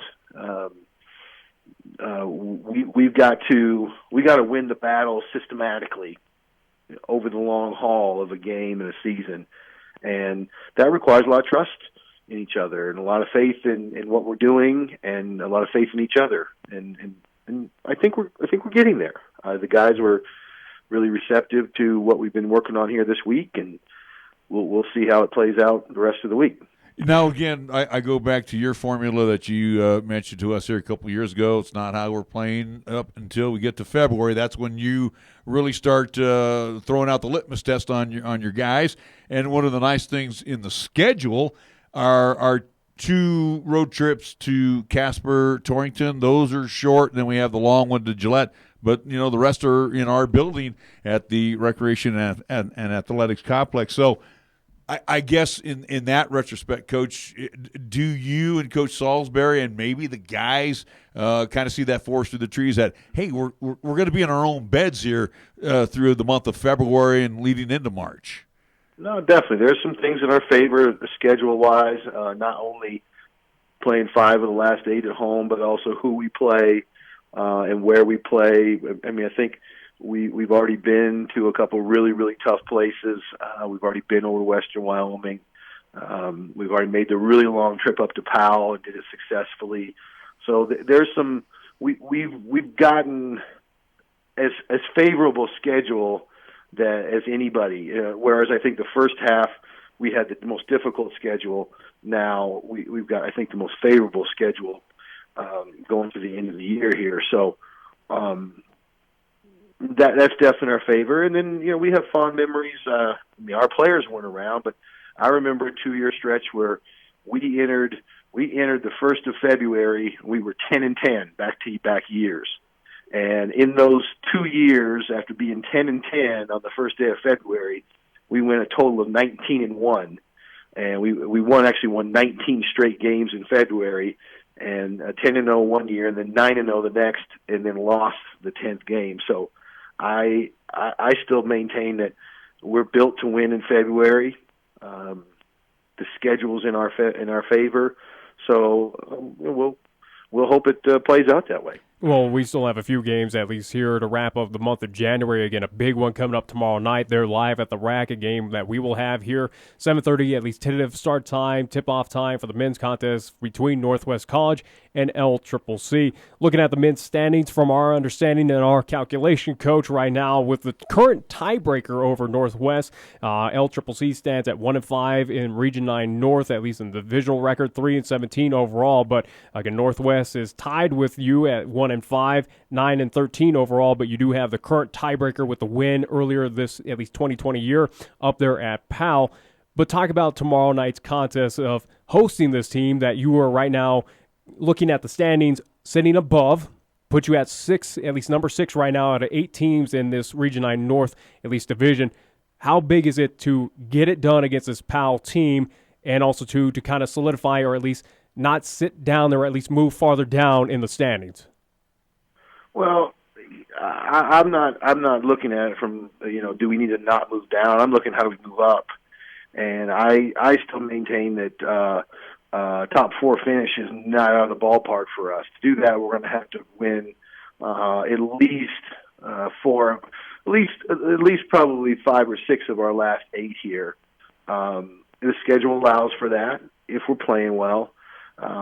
So to me, a win tomorrow is not about keeping us out of the cellar. It's about moving us closer to the top 4 and our goal of hosting a first round game. So that's still our goal. It's still within reach. It's a challenging goal, but it's not out of reach yet. And but tomorrow's game is, we can't keep dropping games at home here, even though we've only had a couple of conference games at home. We've got to take care of home court the rest of the way, and it's got to start tomorrow. So, that's the way we're approaching it. Like this is key for us to move up, and that's gonna stay our goal all the way. And we're never gonna approach it as we don't want to fall lower. We're always going to approach it as we need to move up. We need to move up. We need to move up. With Chris Grace, Eric Oliver, and Damian Perry, and again, all 3 of them command the point for you. And again, you want those guys to put the biscuit in the basket. But I look at right now, if you're going to throw any weight on shoulders right now, those doggone sophomores need to step it up. And again, I think we saw an aggressive Kyle Cabs against Gillette. Mateo, I don't know how the foot situation is, but he was trying to give you as much time on the floor. And Courtney Dean, really. He's showing leadership out there. You've seen fire through many contests. But again, like I said, Coach, I think we need to start throwing a little more onus on those sophomores. They need to start stepping it up here for you. Well, yeah, I mean, you're right. I mean, that's no different than any team is lean on your sophomores this time of the year. And Courtney Dean is a big key in that. When Courtney Dean is good, we're usually much better. I think he only took 2 shots Saturday, went 1 for 2, and but he did rebound the basketball pretty well. So, Kyle Cabs he's not a guy we really rely on for scoring. Even though we got pretty good scoring out of him, was very, like you said, very aggressive Saturday. Got to the free throw line a bunch. So anything scoring wise, we feel like we get out of Kyle Cabs is a bonus. Mateo Zocco is definitely a guy that we count on to score, and he's a key for us scoring. He's one of the guys we think consistently has an advantage over most guys that guard him. So we definitely have to get scoring out of him. And Courtney Dean is a capable scorer in the right situations, and yeah, we need some consistency out of those guys down the stretch, definitely. Now with Mateo again too, and I kind of liken him, and I go way back in time here, Coach. He reminds me a lot of Cassie Russell. Cassie Russell, when he was with the Golden State Warriors, would score 35, but he would give up about 32 to his opponent. So I'm looking at Mateo still has that defensive lapses from time to time, and that kind of, I don't know if it frustrates him or is he just out of place on that defensive side? Yeah, I mean he can do better than he has at times, but defense, he's not a defense first guy. Mateo has to expend a lot of energy to be good defensively. And players are a lot of times they're reluctant to give 100% of their effort. They think they need to save and hold on to something for some reason. And I always say, guys, go ahead and get tired. That's what the bench is for. We got a nice cushy seat, some cold water over there. We'll get you out. We'll get you rest, put them in. But still, players want to stay on the floor, and so they're oftentimes looking for ways to save a little energy, and I don't know if that's really the case with Mateo, where he's trying to save some energy on defense for offense. But definitely, he needs to be better on the rebounding end, and he needs to be consistent defensively. And one player that we want to spotlight, or I do, Coach, that we've seen kind of break through in recent contests, and that being at least one of your bigs, one of the freshman bigs that comes off the bench, that being one Ash Chedua, where, if he avoids the foul, at least difficulty or foul trouble throughout contests, in the previous games, he's been a big contributor, and again, with his size and height, at least contributor on the inside. He could be a force inside. Yeah, without a doubt, Coach. Yeah, I mean, Ash has got the physical tools. I mean, he's got some development in his game. I mean, we have to develop a little more variety for him around the rim. Right now, he's pretty much lower. He's got that habit of lowering his shoulder and keep trying to get closer and closer and closer. And we're working with him on take what you can get and then jump up over the defender, because he's really long. When he reaches up, he can really reach. It's almost like his shoulders come disjointed and he just keeps stretching. So we're trying to get him to use that instead of lowering your shoulder and trying to get closer to the rim, just get to a sweet spot and go up over the top of them. So that's a work in progress, and that's part of the development side with all of our players, and the things that we're trying to add to their individual games. And we haven't seen much of it from Ash. At times we see that taking effect, but it's not consistent yet. He doesn't have confidence in that game. That's what we've been working on with him yet. But if he gets confidence in that, to just go up over the top of people and stop trying to get close to the rim, I think he could be a really effective low post scorer. Well, Coach, we're looking forward to rejoining with you again tomorrow evening in the rack, and we will talk to you with our halftime pregame show. So we will talk to you about, let's see, let me look at my watch, probably about 6:30 tomorrow evening. Sounds great. Appreciate it, guys. All right, take care. Head coach Jason Ficca of the LCCC Golden Eagles joining us in our first half of our LCCC Coaches Show. We will be back with the Lady Golden Eagles head coach Brian Ortmeier after we pay some bills right here. Our Coaches Show brought to you by Laramie County Community College. When you say Mondello Pizzeria, think authentic Italian. When you say Mondello Pizzeria, think made fresh from scratch. When you say Mondello Pizzeria, think great pizza, delicious Philly cheesesteak, superb hot and cold Italian sandwiches, meatballs, sausage, and special subs, calzones, crisp salads, and great service. When you say Mondello's Pizzeria, think unmatched Italian taste. Mondello's Pizzeria, 1507 Stillwater Avenue, your only true Italian stop for lunch or dinner. What if your bank was more than a bank? What if they gave their resources and the time and talents of their employees to make their community just a little bit better? At Platte Valley Bank, we do just that. Hi, this is Rick Flood, president of Platte Valley Bank, and we are proud to support local events, causes, organizations, and charities that make our area a great place to live. Platte Valley Bank, putting our customers and communities first. Stop in or check us out at pvbank.com. There's a place where possibilities are boundless, where curiosity runs rampant, where exploration becomes opportunity. With Laramie County Community College, you can discover the best version of yourself. It's time to take on new challenges, to enrich your life, and to create the future you deserve. Your story unfolds. Laramie County Community College. Apply today. Visit lccc.wy.edu/yourstory. Attention, good residents of Goshen and Laramie counties. Cheyenne Urological, providing over 30 years of top quality treatment for prostate cancer, urinary tract infections, kidney stones, impotence, and incontinence, has now opened a satellite clinic in Torrington at 524 College Drive. Yes, the same wisdom, compassion, and expertise that has served Cheyenne is now available in Torrington. So if you live in the area, save yourself time by calling Cheyenne Urological, now at 307-635-4131. That's 307-635-4131. B&B Appliance and TV has been your locally owned appliance store for well over 50-plus years. Not only do we offer several major brands, but we service what we sell. We also have the largest parts department in Laramie County. Next time you're in a big box store, just ask to see their parts and service department. Then come visit the appliance experts at B&B Appliance and TV, 714 Central Avenue. Best brands, hometown service. Every day we have the opportunity to lead by example. In delivering reliable, affordable, and responsible electricity to power what matters to you. We are taking bold steps to change how your energy is produced, with 50% of your electricity coming from renewable sources by 2024. Because as a cooperative, we are changing together. Whatever the future holds, we'll power it. Tri-State, cooperative power, transformed.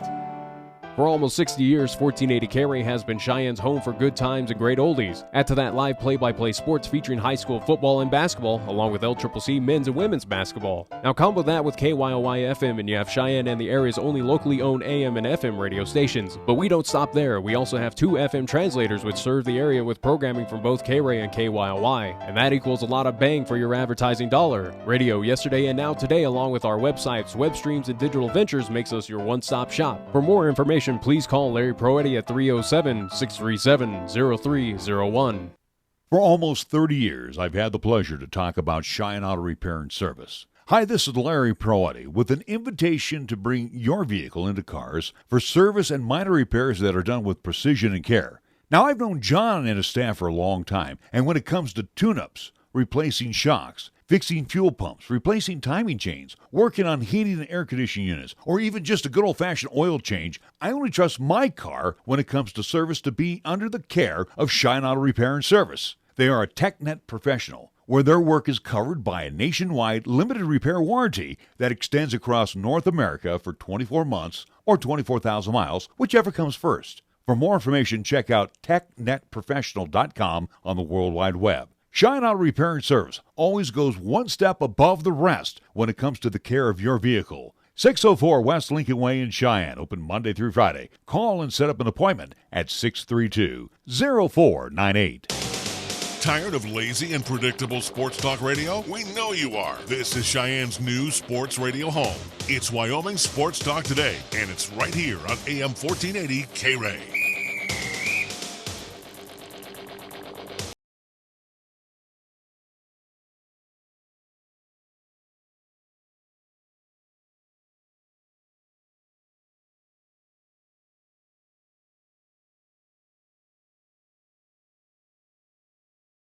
Sports Talk today. It is our LCCC Coaches Show as we are talking with Brian Ortmeier, Lady Golden Eagles head coach. We'll look back on the Lady Pronghorns.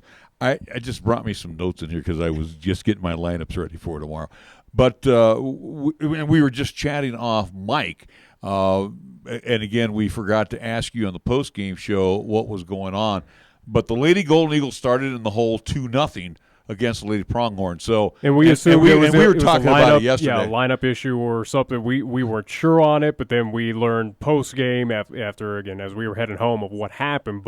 And we talked a bit about it, or at least gave our thoughts on just how ridiculous it is what happened. At least, but you're Saturday. marked. I mean the LCCC rack is now marked, and you took the first penalty hit. The guys luckily didn't, and I don't want to set the tone now that, hey, okay, you got it, they're going to get it, but technically you both will receive a technical. Yeah. So what actually happened is we switched out scoreboards last January, and so just coincidentally, the lights on the scoreboard, they're supposed to turn on at the end of the quarter, into the half. Again, be half for the men's game. We noticed that it hadn't happened. We received a phone call from our head of officials in Region 9. They sent out a training video, and sure enough, one of the officials noticed that it wasn't working. So when we had them switched out, we went back and reviewed the film from those games even back to last year, and noticed that they weren't turning on. So over the course of the last year and a half, calendar year, nobody had recognized that. And unfortunately, we weren't able to get them replaced or fixed in time. So on our end, it's hopefully going to be fixed by tomorrow. And, it's just one of those things. I was going to say, last year we were looking more at the shot clocks that just flickered, weren't even turning on last year. So that was one of the issues. But, yes, we did get a change of 2019, January last year under that former athletic director. And again, too, he puts in the new scoreboards, and I know he was pretty happy about that, getting you guys new scoreboards. But, as you listen to this, is this not put in properly by, and I don't want to use the word maintenance, but I mean, were they not installed properly, or are we missing parts, so to speak? It's hard to really comment on. I think it's just an oversight, and it's, I think part of it was new and part of it was old, so it wasn't quite compatible to each other. So, again, just an oversight, but regardless of what happens, for us, we have to play better in terms of the game. So hopefully, again, it's something that's going to be fixed moving forward. Sounds like you and me, Nick, not compatible. Anyway, go ahead. You have a question there for the coach? Yeah, I certainly do, as we'll get away from at least the scoreboard or at least shot clock issue, and hopefully it is fixed by tomorrow night. But, looking back at this past weekend at home at the RAC, taking on number 24 at the time, Gillette College, the Lady Pronghorns, where, this is right now for LCCC 3 games in a row, or at least we talked about it yesterday, and we've alluded on at least after the game as well. But since that Casper victory here in town at the RAC, taking down that top 25 Lady Thunderbird team, LCCC, at least your Lady Golden Eagles, haven't been the same. Again, it felt like they put all their effort towards that Casper win, and they're kind of it feels like game in, day out, whatever it may be for LCCC. Again, they're kind of those road trips. The freshman legs, they're getting a little tired out there. I really, we talked about it a lot this week. Monday, Tuesday, things to really focus on. Maybe some things that we've gotten away from since we played Casper at home. I think personally, it really comes down to 2 things. Offensively, when you look at us during that stretch when we went up to Northwest, when we played at home versus Casper, made a lot of free throws, hit a lot of threes. We were finishing around the basket. Since then, we've been missing bunnies, we've been missing layups, we've been missing a couple free throws here and there, and our three-point shooting percentage has not been real great the last 4 trips out. So some of it has to do with getting people open for better shots, better shot selection, just the quality of the shots that we're taking has to be a lot better. So we focused yesterday on trying to set people up via the assist as opposed to really trying to force the issue and drive to the hoop. That's gotten us in trouble for some of the starts to these games where again, we go back and watch the film and we see that we're driving to the hoop. We've got 2 people standing wide open on the opposite side, and yet we're throwing up a tough shot into 3 people. So it's getting away from that, getting back to sharing the ball, seeing the open man, and making the play. On the defensive side of the ball, we've played some pretty good teams, some pretty good offensive players these last 3-4 times out. So we've put a lot of attention and focus on to the other team's best player, trying to take them out of basically trying to neutralize what they do and limit their success on the court. Since we've done that, what we've noticed is that there's been less attention maybe around the other players on the other team where, again, when we dive into Northwest here, we put a lot of focus on stopping 21 and 5. Now, again, they're 2 of the top 10 leading scorers in our region, but then all of a sudden we let 22 really break out, and she had a good game against us last time. So even if we do put a lot of attention on some of these really great players in our region, everybody else around them still needs to play defense. You can't just start watching the ball and taking plays off. And, we still got to have all 5 connected playing good defense. So it's getting back to those 2 things. And if we can do that, we should be able to finish this last stretch strong. And without a doubt, we noticed that in Saturday's contest where we focus on those bigs, or at least the 3 kind of main pieces on the inside for Gillette College, picking up those, at least getting that foul difficulty and eventually taking away minutes from them. But you left at least Patton, their at least talented point guard, wide open, especially from behind the arc where she hit some kind of key threes. But, looking back at that Saturday's game, in post-game, we even mentioned this as well, too. Did the better team win this Saturday at the RAC? In our opinion, no. Gillette has flaws. And, again, that LCCC team that took down Casper, again, 2 Saturdays in the past there at the RAC, easily can match up with that Gillette team and easily could pick up that victory against that Lady Pronghorn. And they don't take care of the basketball either. That was one of the things that was for a team that's that good. And dwelling on or expanding on what you said, we had opportunities, and I think you're seeing that as much as I am too, Coach. When you get that opportunity to look at games after it's all said, we are missing one after another opportunity where we haven't we played well enough to win at Western, at CWC, but when we played clumsy at Sheridan, and when we lose to the Lady Pronghorns, those are opportunities that we're clanking it. I mean, layups. We're missing the basics in these opportunities. Yeah, and that's from where we sit, it's a tough thing to watch, because again, you prep, you know what's coming, and then when you miss those little opportunities for layups and putbacks and some of those things, it's unfortunate because it does come back to bite you. So, I know again you mentioned that about how we schemed them defensively too, and so for us, we wanted to make them shoot to start the game. We want to, you're on the road, you're in a different gym. Gillette's gym is very different than what we have. So we were going to take away their best player. We were really going to focus on putting in as many people in the paint as possible. And you look at their stats going into halftime, they're 1 for 8 from 3. But the issue was we still gave them layups. We still gave them easy turnovers where they converted on layups, free throws. We gave them some post-ups. So, again, we wanted to take away anything that was going to happen in the paint. So when you miss those opportunities like you mentioned, Larry, and then on top of it you compound it by making those mistakes on defense, we're still able to claw back and get it to within 7 points in the second half. But, you can only miss so many of those opportunities before they hit those back-to-back threes, and then all of a sudden you're back in a hole. So for us, we've got to tighten things up. We've got to be able to be better on offense, take advantage of those opportunities when we have them, and we've got to execute better on defense again. So it really, the two play into each other, and hopefully we can get one side rolling so it can get the other side rolling again. I was going to say, obviously every game matters at this point in time. Every game at this point has mattered towards overall, but now looking at the division standings, especially where this loss over this past Saturday meant a lot to LCCC, where you sat at that time heading into Gillette, right behind them, second place in the North Division, where, again, we kind of stress the fact that number one team in the North gets a host this Region 9 tournament upcoming here in the month of March. But, with that loss, and again, looking at factors, LCCC stands at number 4, so at least for the first round, have that still opportunity to host the opening round game, but you do at least sit at 4th.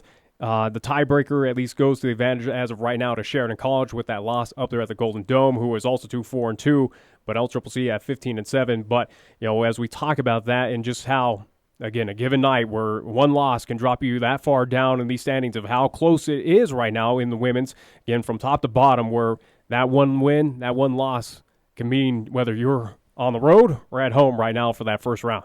Yeah, it's very similar to last year where 1 through 5 is still up in the air. So, again, as long as we keep taking care of our business, we can get ourselves up in that 1, 2, 3 spot. And if we win out, we're right there. So we still have a lot that we're playing for. We still have the potential based on how Gillette and Casper end up playing each other here down the stretch, whether they split or one team sweeps. And, again, so there's still, I would say the door's still open. We've just, as long as we kind of focus on us and take care of business, we can still put ourselves in a really good position. A couple things from me right now. Let's talk about where we're at shooting. We're in a slump. No doubt about it. Our last 5 games, we are not shooting the ball well. We're getting looks, but we're just not close on a lot of shots. Yeah, and it's, again, another thing that we addressed with the team is we have a lot of good shooters on our team that are hesitating when they're open. And, traditionally that's you're overthinking it as soon as you catch the basketball. And if you don't just naturally catch it, let it fly, a lot of times you may hesitate. It might just screw up your timing just a little bit. So, again, our focus is just to get back to playing very relaxed on that side of the ball. If you got an open look, don't, take it. Don't hesitate. Don't think to, don't overthink it. Just get back to playing the way that we were. Because again, we've kind of got a couple of them that, if they go 1 for 2, they start thinking that they kind of start overthinking it. Well, I missed my last shot. I'm not going to take this next one. So for us, it's just kind of getting that confidence back and letting it fly when we do have the open look. Second part of that, and I mentioned this with Jason too most recently, and we'll take a break after your response to this, was the sophomores need to step up. Haley's been through these wars. Matter of fact, she was coming off the bench, and then she worked herself into the starting lineup. Jakia has been through these wars. She knows. Saraven, who was injured last year but was with you guys and saw what was expected on the floor. I will give Saraven her due. She does a lot of trying to, set a tone by driving inside. Sometimes it's a little reckless, but these sophomores need to take that leadership role and take you down the stretch. That's usually the direction that you want to lean this time of the year. It's those players that have been there, done that, kind of know what to expect, and you want to be able to lean on them down the stretch. So, again, it's another thing that we've talked about. We're going to need just, again, a little more production from them. We've looked at some things on the offensive side of the ball, hopefully to get, Kia maybe going a little better down the stretch here, comparing her stats to last year at this time to now. So again, maybe putting her in some spots to maybe be a little more successful instead of putting her on the perimeter quite as much. So, again, on our end, we're going to look at ways that we can continue to keep them involved, maybe get them a little better look at the basket on the offensive end. But there's no question we're going to need more from them down the stretch here as we play these last 8 games.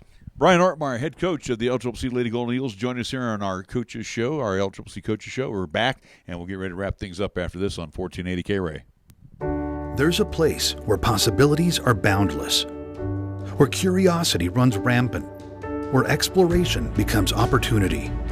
With Laramie County Community College, you can discover the best version of yourself. It's time to take on new challenges, to enrich your life, and to create the future you deserve. Your story unfolds. Laramie County Community College. Apply today. Visit lccc.wy.edu/yourstory. You're looking for fun and style? Then the new 2019 Kia Optima has what you need. And here at Kia of Cheyenne, we can help you own one. I'm AJ Miller, and the 2019 Kia Optima will reward your daily drive with comfort, performance, and advanced engineering. Kia Optima technology, your phone allows access to remote lock or unlock, climate control, 24-hour roadside assistance, and much more. Come in, call 775-0123, or go to KiaofCheyenne.com, and we'll make it easy. Family owned and operated Lennox Auto Body, along with the Auto Glass and Detail Center, has been serving our community for over 25 years with quality service and workmanship. So when you want it done right the first time, call Lennox Auto Body at 634-6608 for an appointment. Lennox Auto Body at 1020 Dunn Avenue. And the Auto Glass and Detail Center, remember, it's not clean until it's Lennox clean, at 617 East Pershing Boulevard. Lennox Auto Body. No shortcuts, no compromise. What is Schwab's modern approach to investing? It's great service. It's transparency about how much you're paying in fees and commissions. It's offering some of the lowest costs in the industry backed by a satisfaction guarantee. If you're not satisfied for any reason, they'll refund the eligible fees and work with you to make things right. So ask yourself, are you getting low cost and award-winning service? If not, maybe it's time to call Schwab. Visit Sam at the Cheyenne Independent Branch or schwab.com/Cheyenne for more information. Charles Schwab and Company, Incorporated. Member SIPC.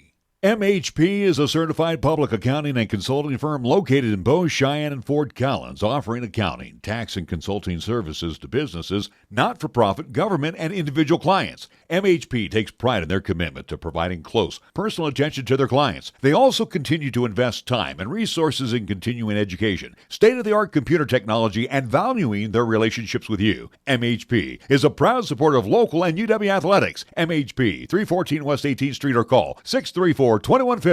1480 KRAE is your home for live play-by-play coverage of high school basketball and football. Hi, this is Nick Perotti inviting you to hear all the play-by-play calls of East, Central, and South football and basketball. You'll hear the conference action along with the postseason, and during the basketball season, 1480 KRAE features both boys and girls games. Catch all the exciting calls on AM 1480 KRAE, also streaming the games worldwide on the web at 1480KRAE.com. Brandt Audiology and Sherrard Hearing Centers have teamed up and are now Brandt Audiology and Tinnitus. Hi, I'm Dr. Ruby Zubrod. Our new team allows us to work with Audibel and all national hearing aid brands. We now cover many communities in the southeast Wyoming and western Nebraska area. Call to schedule your appointment so our team can help you with any hearing healthcare need. Call 426-4327 or find us at brandtaudiology.com. Here's the latest weather forecast on 1480 KRAE. For today, it'll be sunny with highs around 42. For tonight, it'll be mostly cloudy with a slight chance of snow showers with lows around 25. On Wednesday, it'll be mostly cloudy once again with snow showers likely with highs around 39. And on Wednesday night, it'll continue to be mostly cloudy with lows around 19. Here the season never ends. From Wyoming sports to the Broncos in Denver. From Rockies baseball to talking hoops with Nuggets basketball. Local, regional, and national. This is Wyoming Sports Talk Today, right here on AM 1480 KRAE.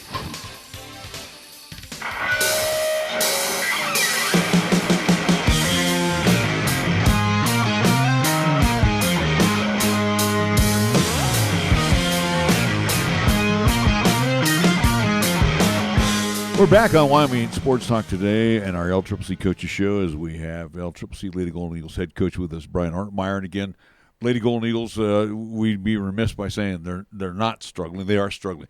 But let me throw you 3 game scenarios. Sheridan, Western Wyoming, and even most recently in the RAC. The style of play that you have taught your ladies, whether it's defensively or hard charging offensively. And when you have a game that is dictated, and again, I'm not trying to get you in trouble with officials. It sounds like he already is, though. No. I'll take the heat on this one. But when the game is slowed, when there's no ebb and flow, do the ladies kind of get? And again, you're teaching them to be aggressive defensively, and sometimes they're called real tight. Again, you don't know all the crews that are on the floor, but my question is, do they feel sometimes like, well, Coach taught us this, how come I'm being punished for this? Do they get that kind of sense sometimes when they're on the floor? And let me piggyback off that. Is something I've mentioned as well, too, on those broadcasts of how tightly it is called, though. Again, tossing up those kind of errant shots of they almost assume of I'm going to get that foul call of how many fouls have been called throughout the previous contests. I think it's the hardest part about it is the game to game.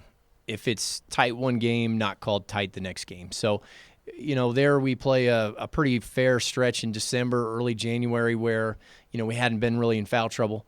Now we've kind of gotten to the point where we've picked up 1 or 2 hand checks pretty early. We pick up a charge, and all of a sudden that player's in sitting for most of the half. So, part of it too is on our end, the girls, we've got to adjust better. If we get called for that one early, they call another hand check. Okay, you got to make sure that you're keeping your hands back. We've just got to be kind of settling in now and moving your feet and not being quite as aggressive. So, again, you don't pick up that third one right before the half. So, I think you're going to – if you ask 10 coaches, all 10 of them are going to say that we want to see consistency from game to game. If you're going to call it really tight, just keep calling it tight the rest of the season so at least we know what to expect. If you're going to call it tight on one team, call it tight on the other team, and, it's at least it's fair for both. So that's, I think, the one thing that, I think from a coach's standpoint, you want to see consistency. But again, from our team standpoint, we've got to be able to adjust better. We've gotten in some pretty significant foul trouble the last 2-3 games too, which has changed the way that we've had to play. It's putting the other team in the bonus right away, so they're shooting free throws for the majority of the quarter.